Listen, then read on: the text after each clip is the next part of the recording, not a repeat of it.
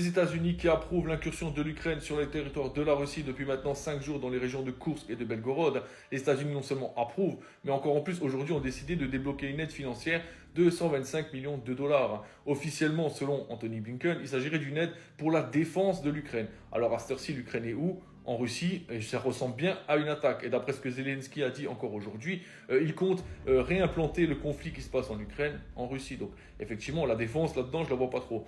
Mais bon, qu'est-ce qu'a dit encore, par exemple, la secrétaire de presse du Pentagone cette semaine ? Eh bien, on peut lire dans ses mots que tout simplement, elle approuve cette attaque. Également, John Kirby, qui a fait le détail complet de l'armement qui va être fourni maintenant à l'Ukraine. Écoutez. Aujourd'hui, les États-Unis annoncent un nouveau paquet d'assistance à la sécurité pour l'Ukraine, soulignant notre engagement inébranlable envers eux alors qu'ils continuent de lutter contre l'agression russe. Il s'agit de notre 63e tranche d'équipement depuis août 2021 et de la 10e depuis que le président a signé le supplément de sécurité nationale en avril. Ce paquet comprend des missiles Stinger, plus de munitions d'artillerie de 155 et 105 mm, ce qui a été déterminant, ainsi que des systèmes anti-blindés.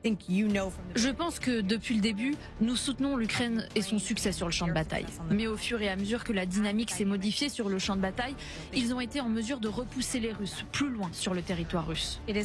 C'est conforme à notre politique. Et nous avons soutenu l'Ukraine dès le début pour qu'elle se défende contre les attaques qui traversent la frontière.